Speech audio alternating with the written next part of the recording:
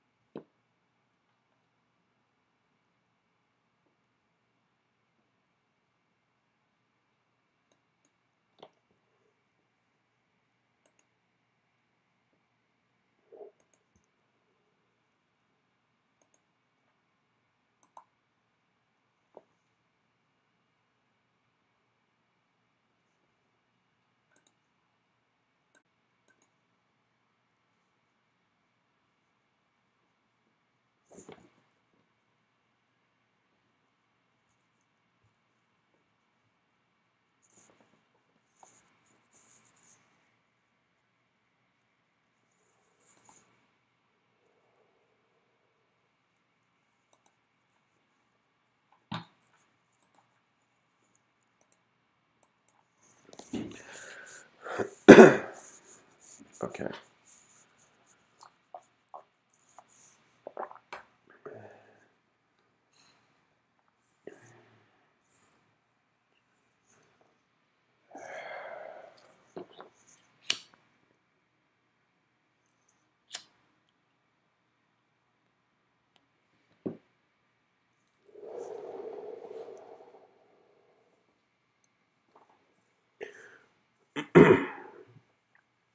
Thanks for tuning in.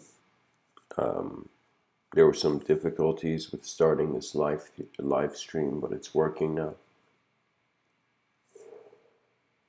In this talk, I want to invite any interested listener into a concept that some may find to have great value and some may find to be hollow. It happens in life that sometimes we experience the fullest moments and then there's suddenly emptiness. And different aspects of our life begin changing. As if imagine the walls of your room changing all the time. But this is not your physical room. This is the room of thought in which you keep yourself in.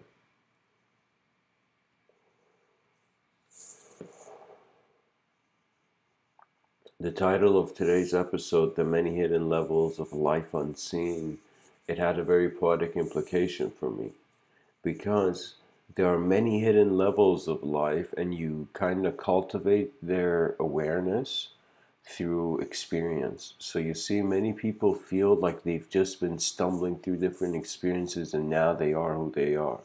But there are certain minds that approach their own history with a sort of reverence for the unknown to unravel and reveal. And what that means is one of the most boring things a human being can do is to just have an unchanging belief. It is not natural, I think, because we're creatures in a changing world, and nature shows us that we're here for a little while in our forms that we are, and we go back, For example, I sometimes see, I consider this scene, what if, like, a very young 5-year-old girl, let's say, who lost her, you know, uh, grandfather or something like that, comes to me and says, "What is death?" I don't know. I wouldn't tell that kid it's heaven. I would tell that kid, "What do you see when you look at the world around us?" I will ask that kid a question. And the kid says, "I see trees and life." And I'm like, "Have you seen like the leaves of the tree?"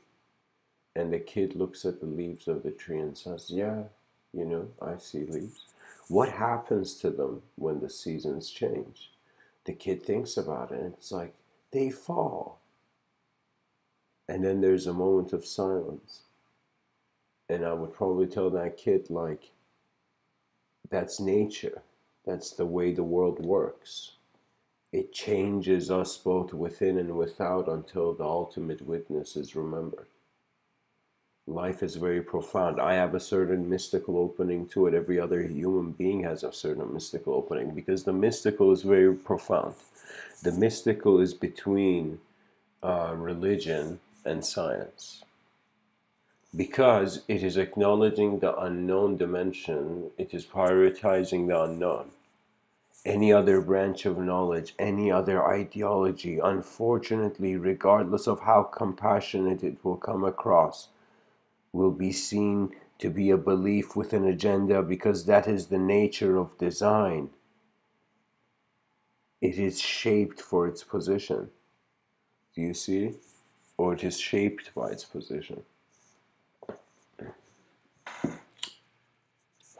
I find the society, what's going to happen is this is a part of social evolution. I'm going to first start from the macrocosm and then we're going to build down to the microcosm of the psyche. And so what I mean by that is a macrocosmic perception of the universe is not just like this wallpaper I've chosen for this talk, but it is an implication that there is more beyond our sight. And so that has become the new evolution. It is no longer to survive in the fittest way. Because we realize there is a thirst. It's not just like a physical like thirst. You know, this is why inspiration is crucial. Every child on this planet, I tell you, just wonder what inspiration means and you will find greatness. Just wonder about it. Just wonder what inspires these creatures that call themselves human on the surface of the planet to behave in such ways. You know, so you see, you begin having relationships with the self in a sense where you see like there's a sense of self that is in some, how can I tell you, emotions can be seen to be different senses of self. You know, I've spoken to people who the person thought when they became angry they were someone else. It's as if like they were possessed, but not by some supernatural thing. The person in anger and rage is possessed by the past. This is why you cannot deny an emperor, you know, a ruthless emperor, because they're motivated by their own conclusions, and wisdom demands listening to others. Like, that's basic.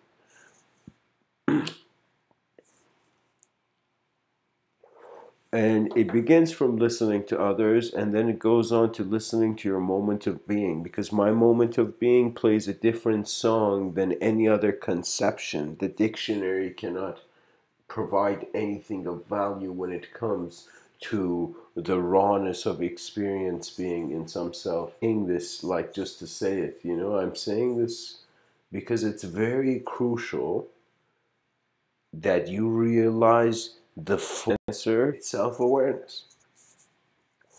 The secret of any sort of material success is self-awareness, and self-awareness brings the person into the realization that they have been acknowledging two senses of self.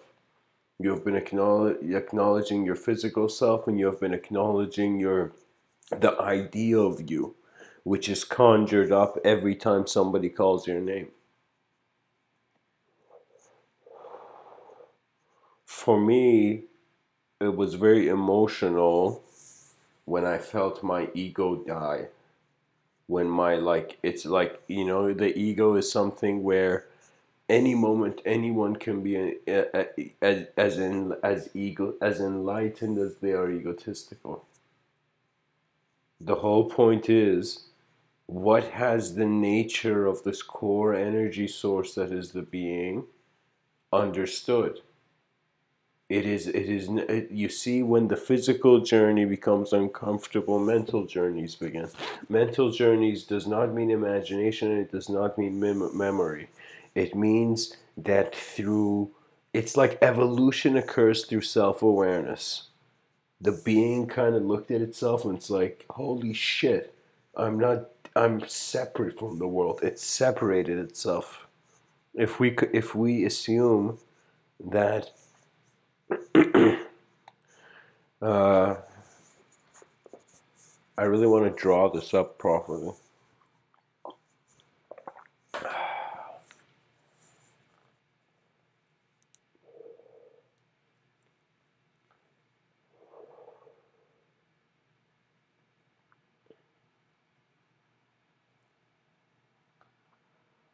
At some point, there comes a moment where the being will look at life and will acknowledge a certain story. This story will be judged by its emotional value, ironically, compared to its physical value. Its emotional value means how did you feel on this journey of your lifetime from the birth to the grave? And the physical value is how much of the physical universe did you actually explore before becoming like a super spiritual person? Like that would be the way of thinking about that. Pretty much what I'm saying is you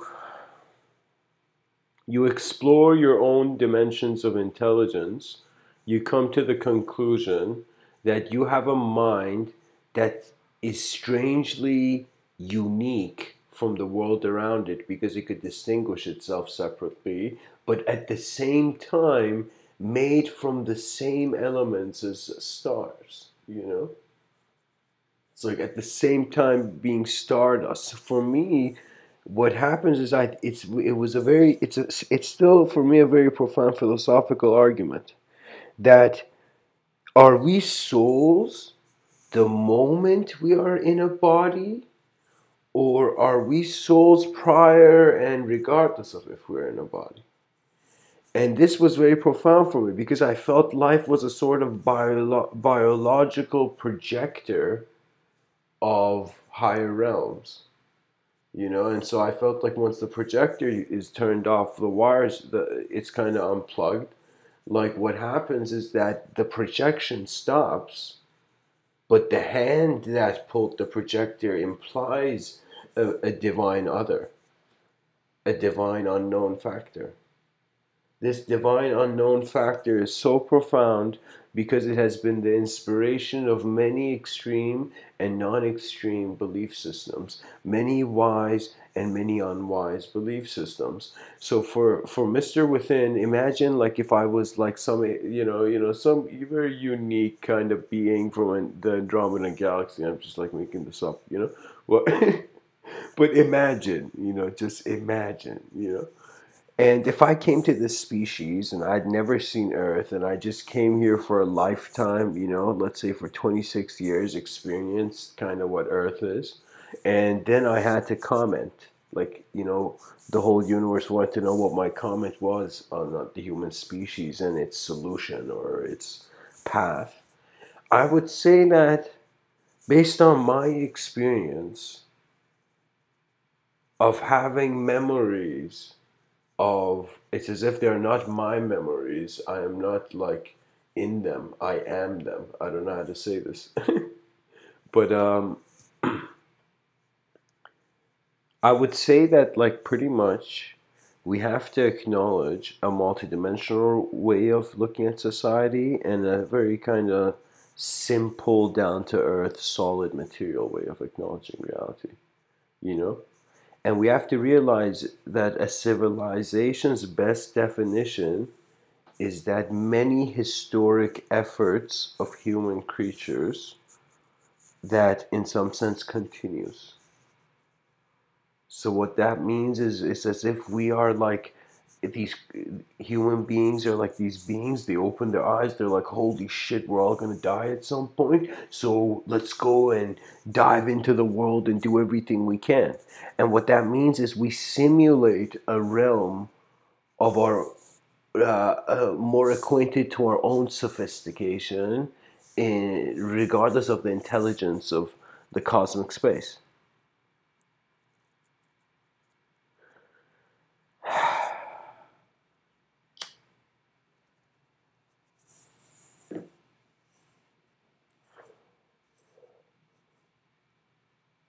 Humanity, I find, requires to recalibrate its consciousness internally. So I want as many people who are hearing right now, just go sit somewhere in your house or wherever you are. I prefer that if you find a moment, like very calm, natural moment, go sit in a park.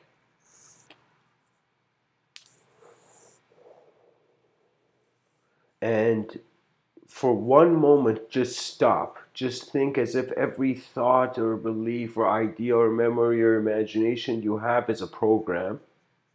And just stop for a second in that moment where let's assume you're sitting on a park bench. Just stop and just look. Just stare at this boring physical universe. I'm not going to say boring, like I'm not going to add anything, but just stare at the physical universe. Just be present in that moment on the bench, in the park. And just stop and just realize that your attention is the God's or the God's will that moves your decisions. Your attention defines your world and defines your hope. Attention is the secret that could never be a secret. It is the world creator. For the longest time, I had this thought that is God a symbol for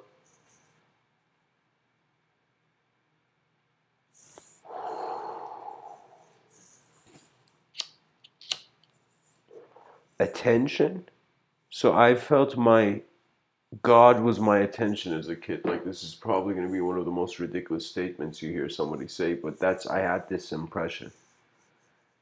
Because I felt it's like, what is omniscient? Something that sees all. I, as a child, wonder, okay, how can I see all? And I realized that the moment is just being all. So in the level of being, everything is as it is, regardless of your thought. So for me, a physical reality is very strange. It is a simulation between a physical dimension and a non-physical dimension. The non-physical dimension is not designless. It has design. So design is very profound because it eventually, like, regardless of how unique a person tries to make their work of art, they will realize it has stemmed out of nature's exposure to their eyes. That means the world you see is the world, in some sense, as if, like, behind your eyes, your imagination is simulating a version of the world, and then multiplying it by infinite parallel realities of potentials of angles they can consider. So for me, it's like it's a reality. Most people in society are not themselves. They wear masks.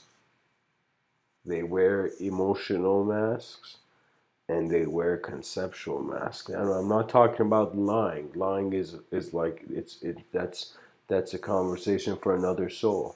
But the wonder of this,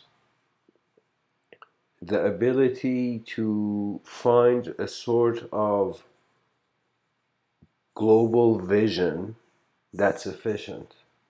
That should be the first task, you know. And so that will draw in global visionaries, and global visionaries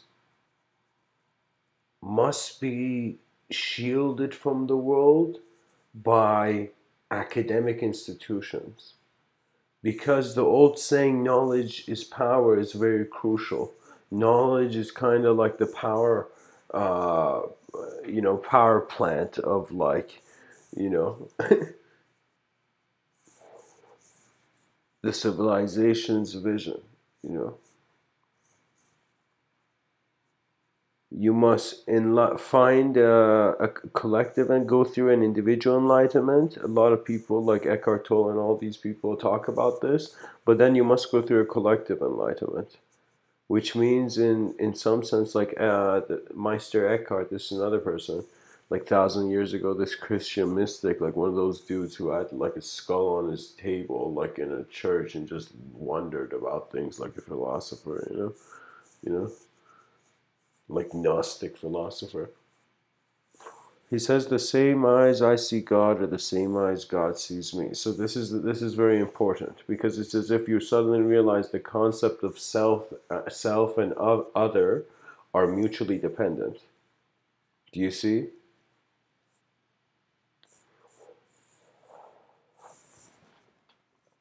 When self and other are mutually dependent, usually that again that enlightenment, the traditional Buddhist enlightenment, that is where self goes into God, or like the person, the hero in the story sacrifices himself for everybody. But then there's that part where everybody sacrifices themselves for the hero. Do you see? For example, we see this in the anime show Dragon Ball Z, where at some point the dude's like, I don't have enough energy, everybody give me energy. And just people are somehow giving him energy, you know? The best explanation of Goku, this character in Dragon Ball Z, just as a side note, is that he is immortal because he's the main character.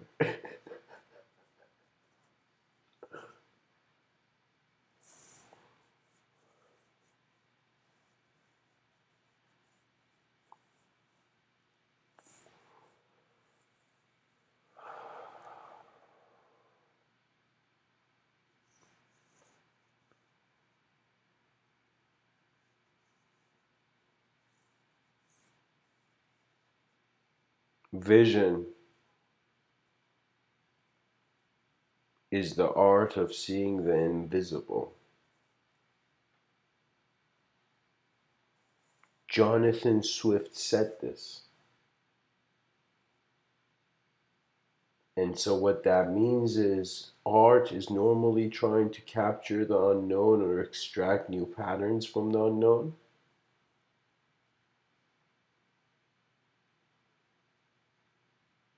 But its greatest opponent is the invisible. So what that means is for me as a person right now, I'm like, okay, let's say there is 0.00 however amount of zeros you like 1% chance that we are not there's another dimension. There's multiple dimensions. We're in a multidimensional universe. Then that means literally every creature on our dimension must be unified and harmonized, and then we must explore new dimensions.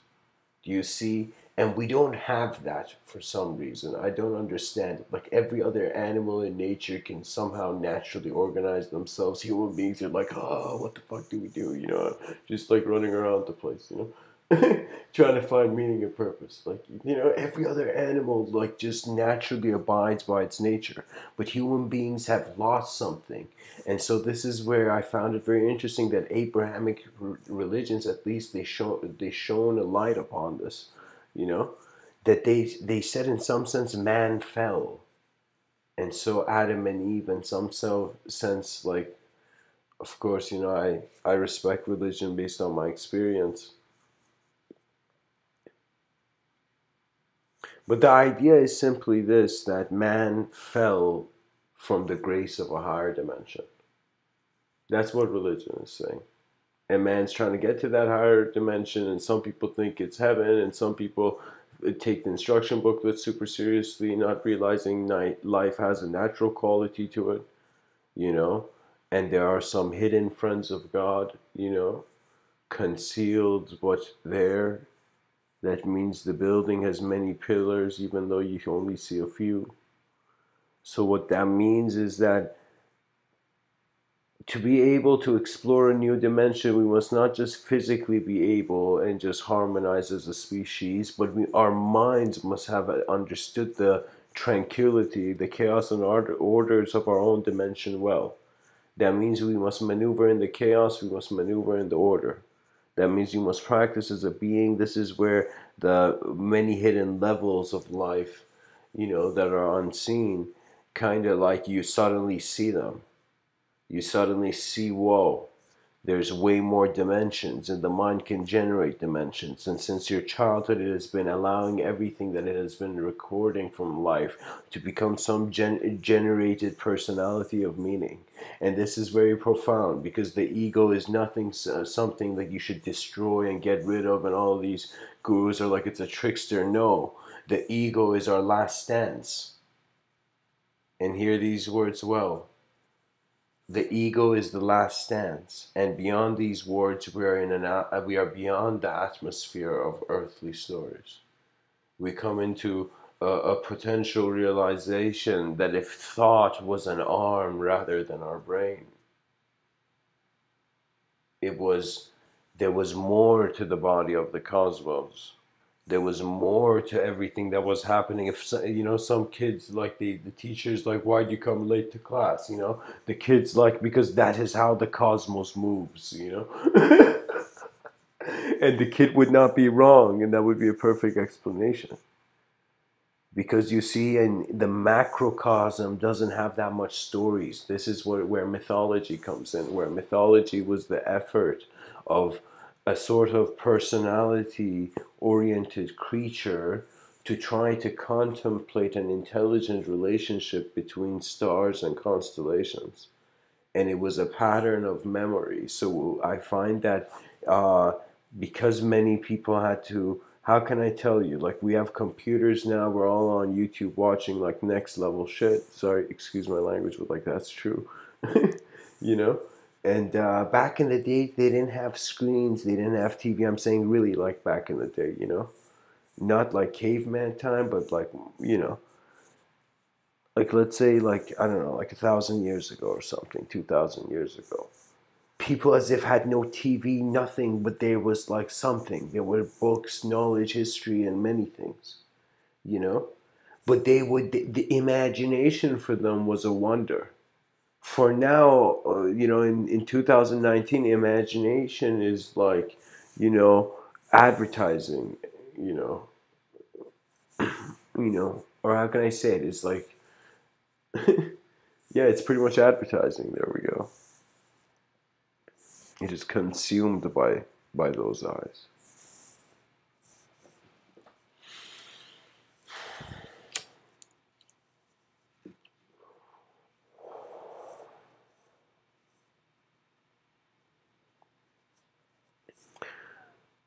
So here's the thing. How do we become a master of a self that was never there, or doesn't exist, or is temporary? How can it, if you assume you're a temporary self, how are you going to experience eternity? You know? So I just, like, I don't assume I'm a temporary being, so that means your idea of self is like the center of this axis where there's these many different, I don't know what the plural word for axis is, axi, I don't there's many different axes. And so it's one of those things where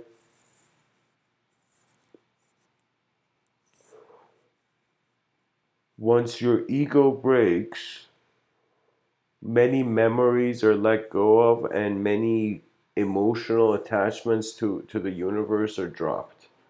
So first important thing, let's say, for the path to an enlightened perception, or an enlightened handling of intelligence, let's just take the talk there.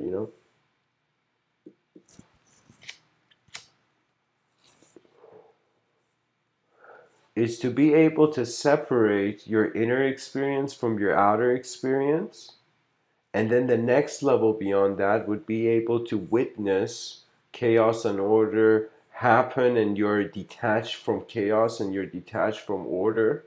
So you get those kind of, like, you have that gazing on this planet where suddenly it is like a supernova of ultimate neutrality. You realize nothing has to mean anything, and anything can mean nothing. And so this is the profound thing. You realize the atom is 99 point whatever, 9% like empty space. What that means is, if we're all dreaming in emptiness, that means there's no point of chasing empty dreams.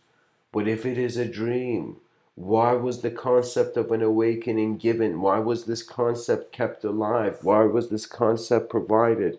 Because there was something not only unique about the dream states that man went through, but it was as if when man slept in the dream realm, the mind had a way of managing and functioning, and the creature, in some sense, experiences a multidimensional existence when you dream. You know, this can be argued in many ways, and it's highly provable. You know that your dream states that it's as if like, how can I tell you, like,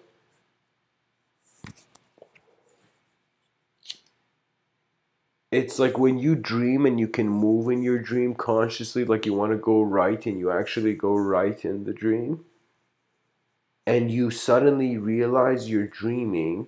Then you wake up and it's like, whoa, you remember all of it, and you're like, okay, so my mind created a world when I was asleep, but what does that mean when I am awake? It means, whoa, my mind is creating worlds and worlds and worlds based on emotional content, based on, different experiential content and imagery, your memories and imagination every moment, every moment. So I found like these, like, that moment where I imagine like we are walking, beside the people and Moses passing through the Red Sea as the waves are open.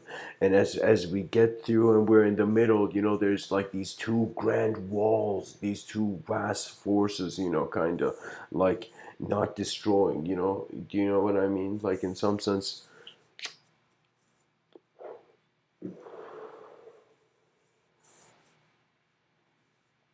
the waves opening.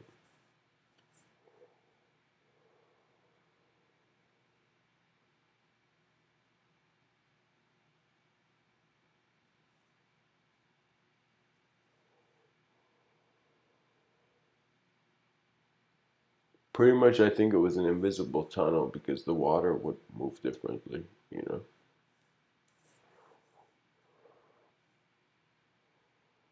It has to be an invisible tunnel, the waves opening, because if the waves actually opened,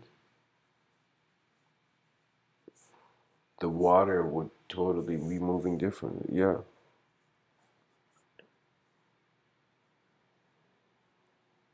it would instantly be like the wave parted, not the waves.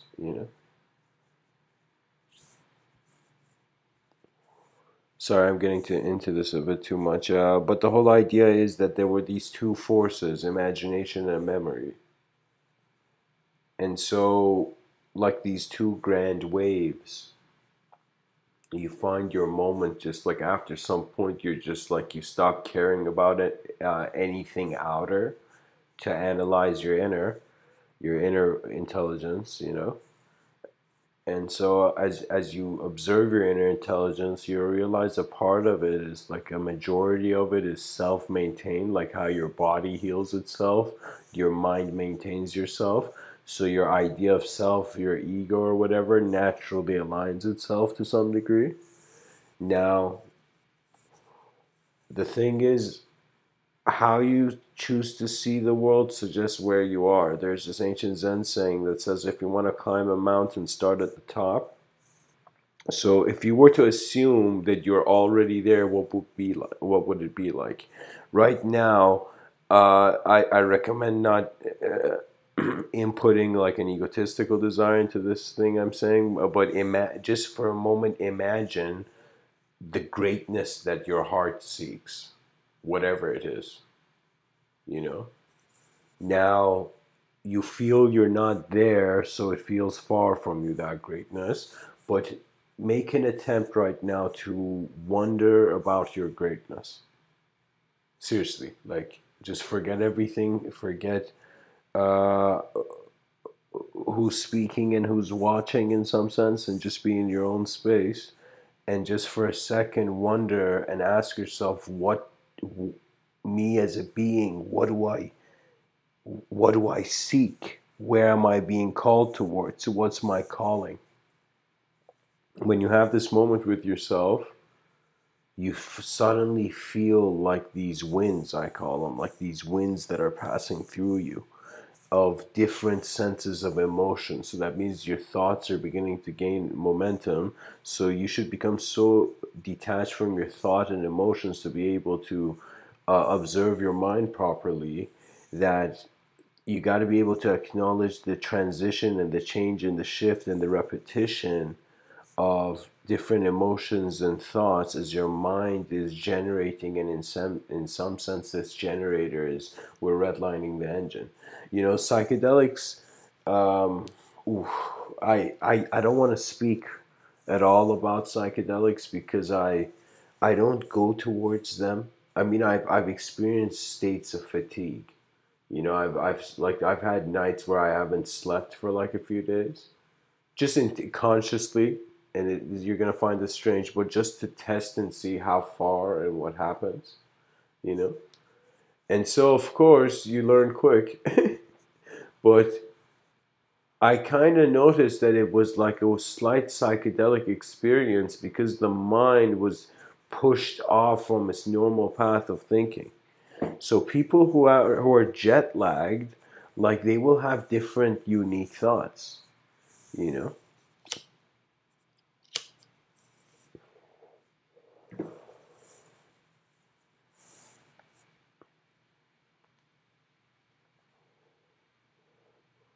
The many hidden levels of life unseen are levels of self-awareness where at some point the self is the awareness and the awareness is the self, where man does not just become God, God becomes man in some sense, where truth is no longer shackled by beliefs that find themselves superior to other beliefs, because why start that war? We have to realize peacefulness on a global scale is very important, because that peacefulness will, it's like, think of it this way.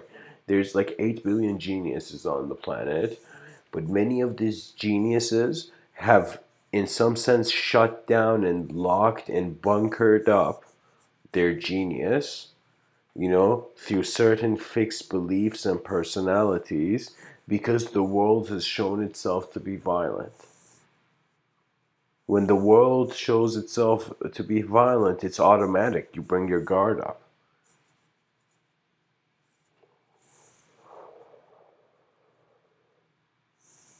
So I'm telling you, I'll be honest, planet Earth is not a comfortable place.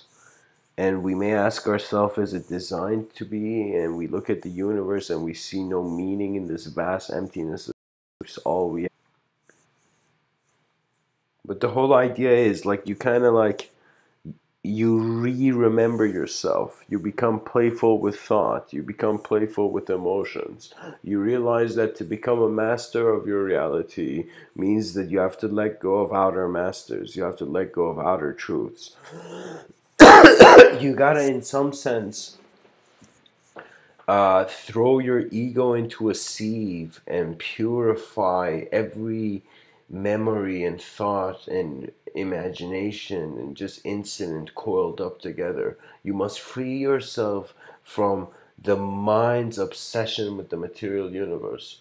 Once you do this, it's not like you're trying to get to heaven. It's still not like you're trying to explore the unknown savagely. You're just realizing that humanity is crucial. That means regardless of how curious the cat is, like that idiom that says curiosity killed the cat, if the cat's cubs, like children, are in danger, it wouldn't even care about curiosity. It would run to protect them. So in some sense, we have to pay attention to trying to create just a comfortable enough passage and journey of this great pilgrimage of creatures through existence and time. It's a great pilgrimage, I'm telling you. We're just like these eyes opening up, growing in certain forms, absorbing certain views, becoming certain views, and then at some point realizing that our vision has a limitation, and then stopping the search, stopping trying to find the ultimate, and then the moment we stop, we realize that if that way of doubt could change, then it is self-induced. So you begin getting rid of self-induced illusions. You begin to becoming very preferenceless to enlightenment. That means you'll be like, okay, so Mr. Within, you say preferenceless, but you've kind of given like these, like this whole, like all these talks. Like, I'll tell you, it's out of my preference list. It's out of my preference list. I'm giving these talks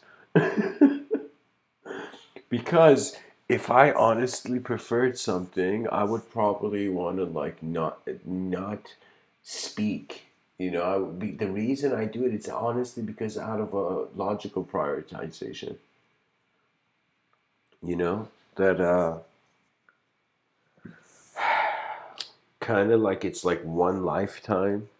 You know, every day happens once, and we're alive in a certain moment in history. Every person has a certain range of influence, or maybe does not have a certain range of influence.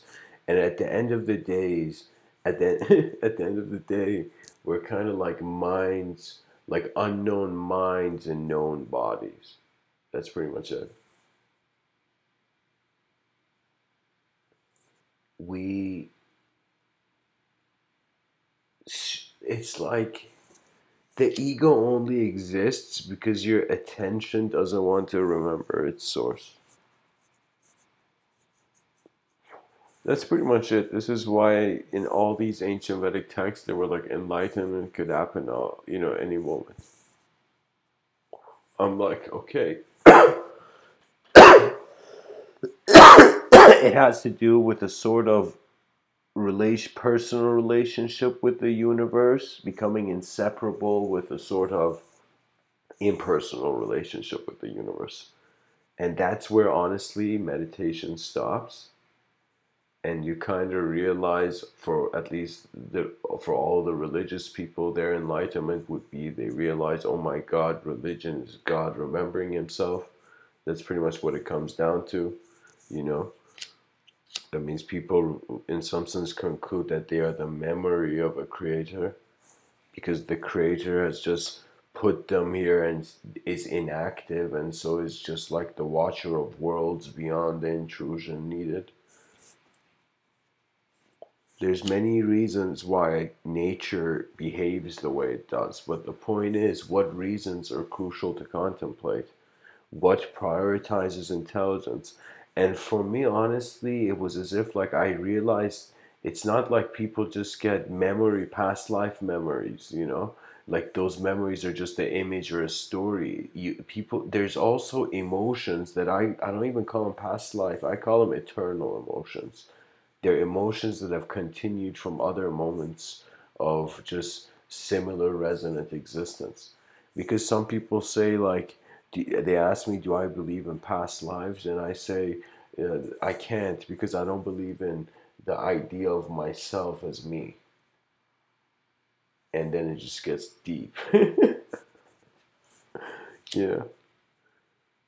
So for me, I'm kind of like taking I don't want to say it because I don't think like that. Like, I guess to some people it'll be kind of like a mad scientist approach to how I'm kind of just expressing myself. That means like it's like a majority of it is unknown.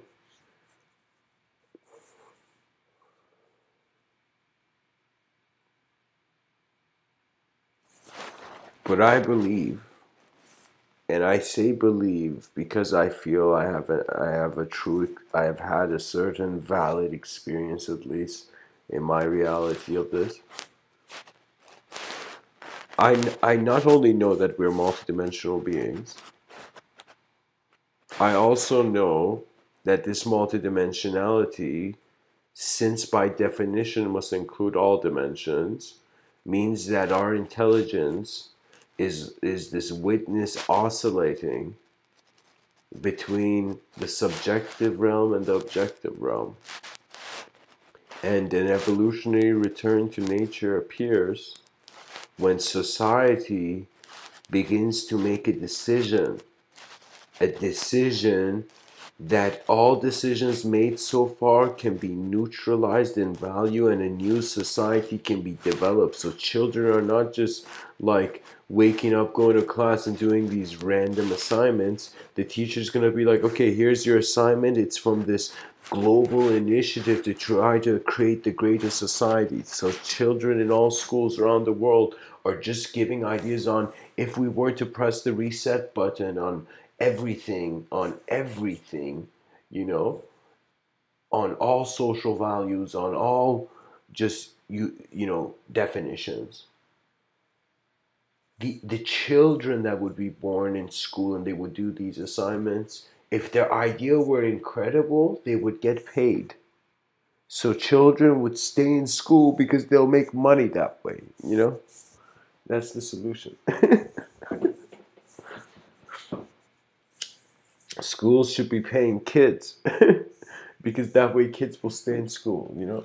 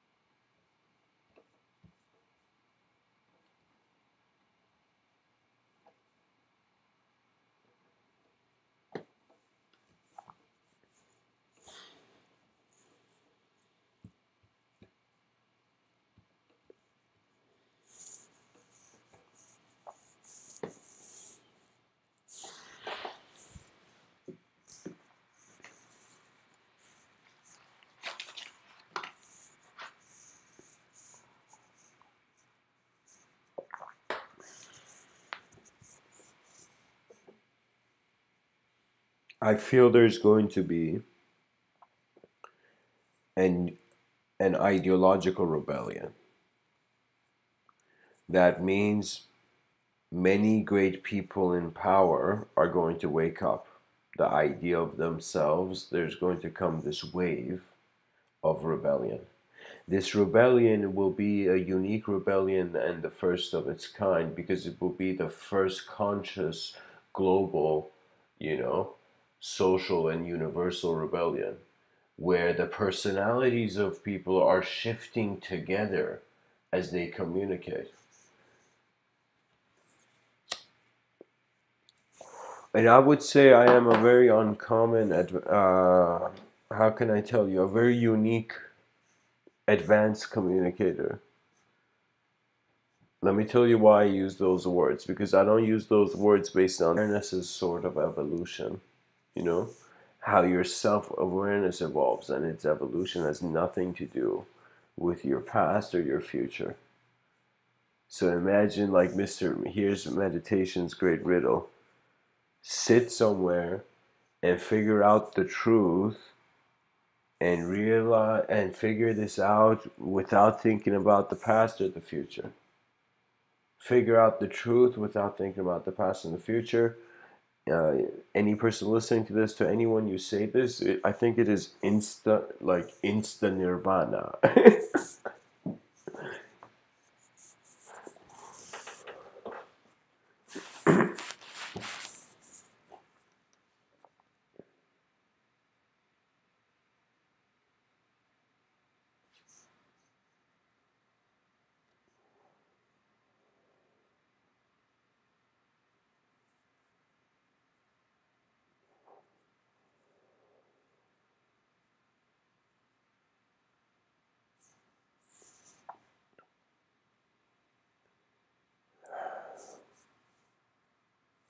I believe there's two sorts of freedom.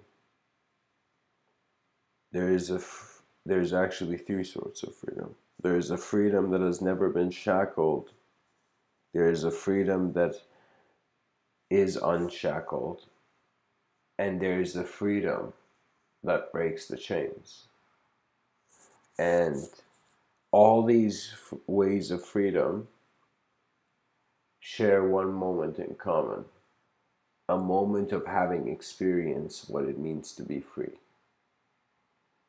You give your mind that gift of a free moment, of a moment where you're free from desire, free from thought, free from emotion, free from memory, free from imagination, free from language, and then you ask yourself, where am I? You realize your eyes are the eyes of the universe. And the universe is intelligent not just through me and you, but through all that is moving in this empty space. We are of a grand cosmic design of galactic proportions, and we are fighting the war of ants. We are on the shoulder of giants, and we're still struggling with poverty as a civilization, with education. Let me tell you how you prioritize it. I'm getting some inspiration right now to talk about this.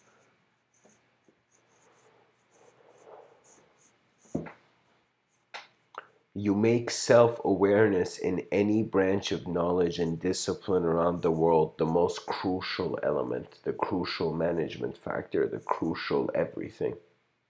When we have a government based on self-awareness and we create for the first time a hierarchy of self-awareness, we in some sense begin to see that the problem with any sort of patriarchy is a sort of awareness to something that the patriarchy is not seeing. I talk to a lot of girls that are feminists, like they're literally as extreme as they feel like Islamic views are. I see women being feminists as extremely, honestly, I'm not making this up today. In this place I was, there was this man speaking, and you know, the teacher somehow poetically ends the thing and says like, "How can I tell you? What does he say?"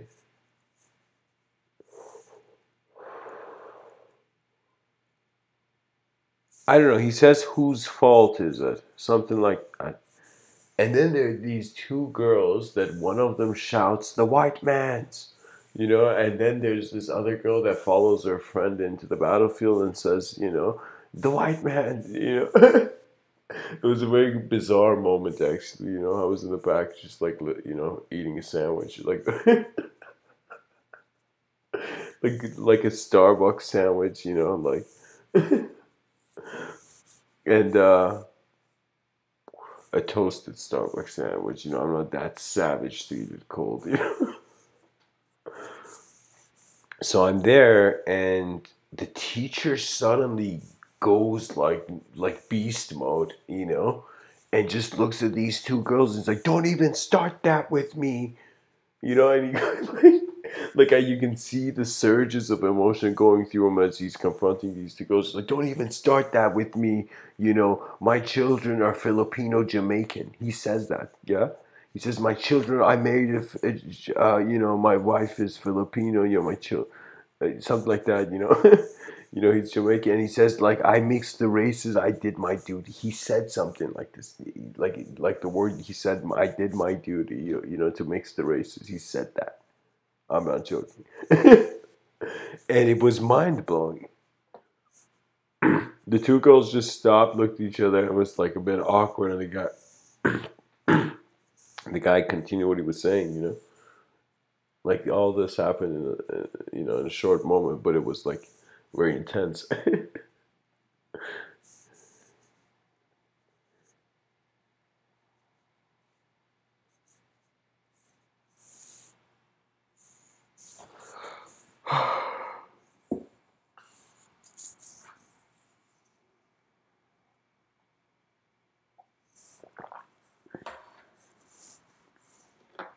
Unity will take us as far as we see beyond it.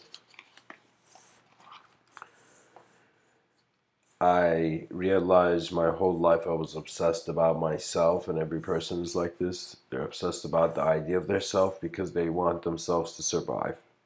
And so this obsession runs deep and in some sense solidifies the person into a certain sort of winning personality mode kind of like creature. where he just like, you know, absorbs he just updates the ego goes into this like armored updating system, you know, where you're shielding yourself from your natural self because you something in life has made you feel being unnatural is better than being natural.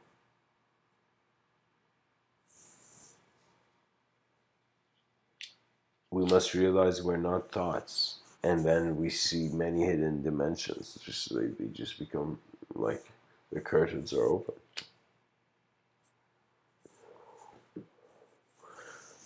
Before I end this talk, I feel like I want to share this ancient Zen enlightenment story.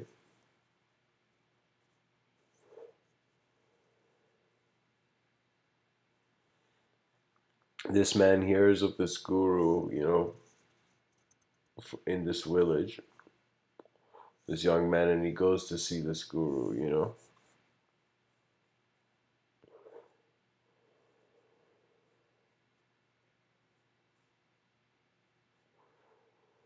He sees it's like this old kind of yogic kind of man, you know. He's sitting on the porch all day, and he has what do you call it? These sort of prayer beads, and he's saying mantras, you know. Well, very silently, you know. This man comes, you know. The person saying mantras opens his eyes, sees the man. The guy immediately asks his question. He says, "Kind sir, I have heard that you have witnessed truth. Can you tell me? Can you show me the ultimate?" The man who's just sitting there on the porch, the enlightened man, looks at him and doesn't say a single thing. And he's just there in his silence as if he's too deep into his silence to speak.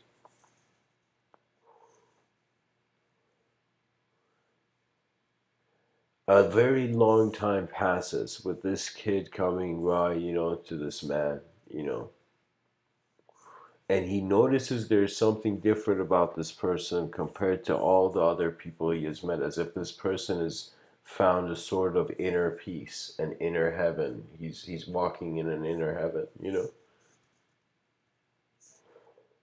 He has found the paradise within.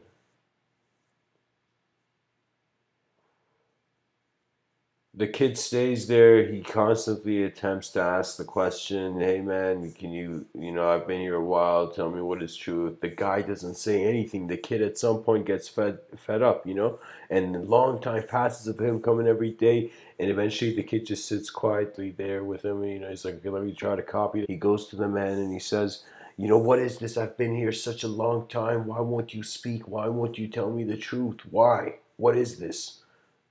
What a waste of time." And he just walks. And as he gets a really far distance away from the guy's place, you know, from like that enlightened being, suddenly he gets this feeling. He's like, shit, not only was I just rude to this old man, but I feel like I should go back. And it's a feeling. There's no explanation, it's just there. And that's why it has a divine quality. So the kid listens to his feeling. He's like, okay, let me go back. He goes back. And when he goes back, you know, very just humbly, just walking very slowly, just like he's like, I'm not gonna say anything, I'm just gonna be quiet. You know, the kid just goes there very sincerely.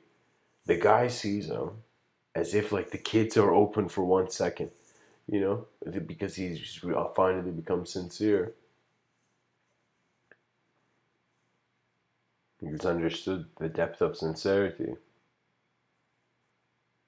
which brings forth a sort of playful honor.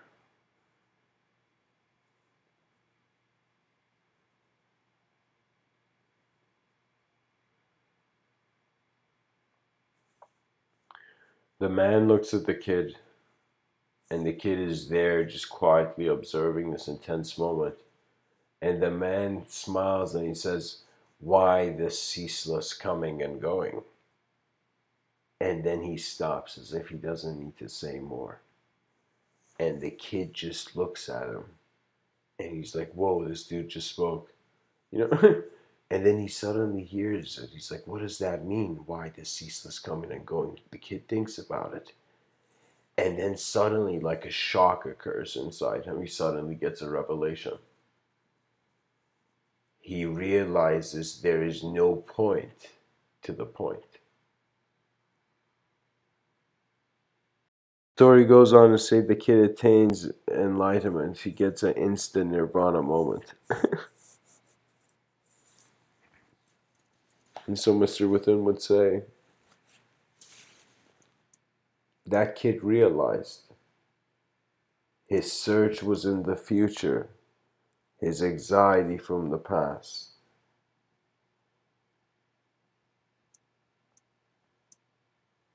His escape from the past. Honesty will activate your greater intelligence, but to maintain it, we require an honest civilization. That is the vision.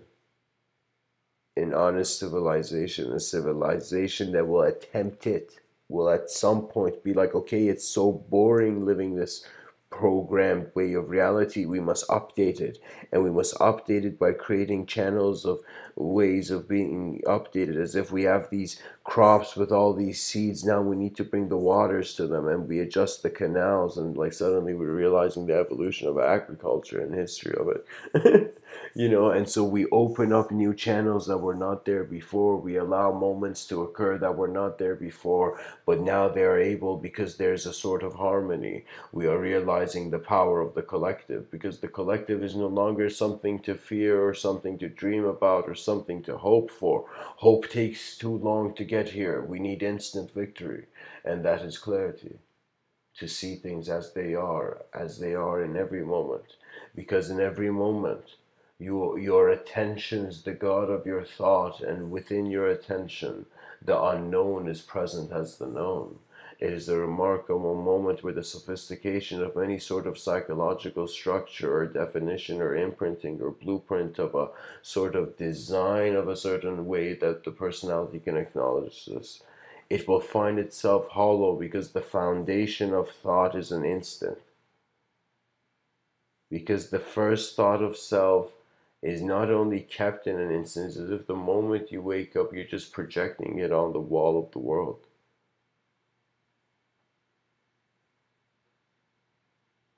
I was honestly, I don't look into it too much, you know. I don't look into the profound philosophical implications of the design of our biology, and why like our hands are shaped like this. You know, I've sometimes looked at into it, but it's too deep. You know, it's too deep, and I can't do it alone unless there's like, you know, an evolutionary biologist, or you know, some sort of, I don't know what the term is, but like, you know, biological archaeologist or something, you know. Because I know the depth of it will imply too much complexity, and my mind can take like, I say this very humbly, you know, that I can speak about infinity to a point where I take it to a sort of transparent abstraction, and from there a sort of poetic divinity taking over to conclude the end, you know, a sort of intuitive outpouring of attention to, I don't know, wisdom patterns. I don't know what you would call.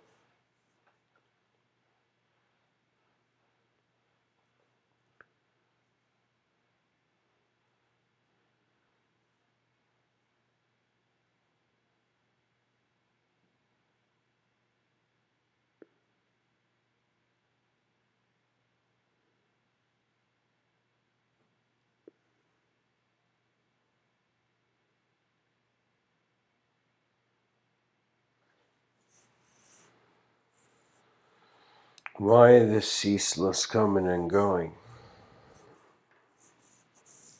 My answer: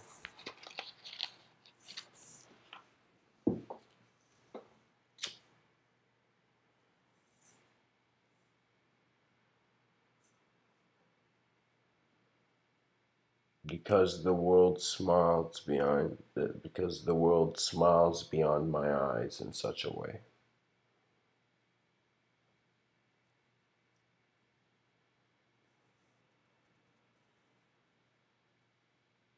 Find clarity, and truth will find you.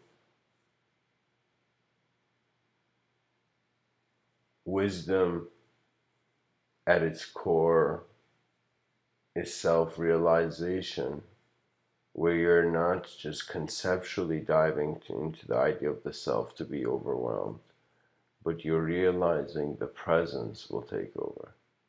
Not the presence of some other thought form or idea or personality or whatever. Your true presence, your true nature. You know? I hope this talk has served you.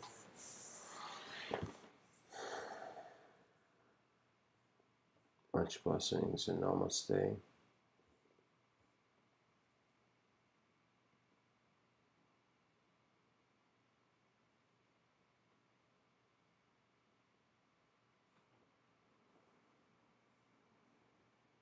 If there's any questions, I can answer. I'm going to just start this Q&A ritual thing. So guys, you can ask anything here. This is the end of the talk, the Q&A part.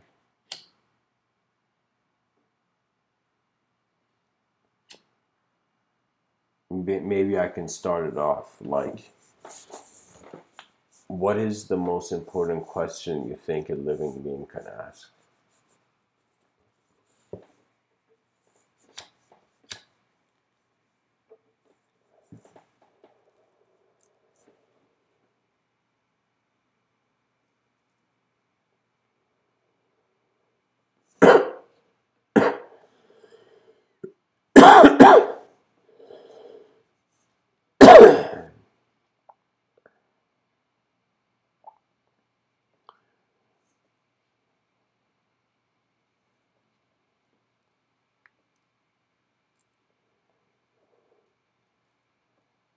I guess silence's answer is too quiet to be heard.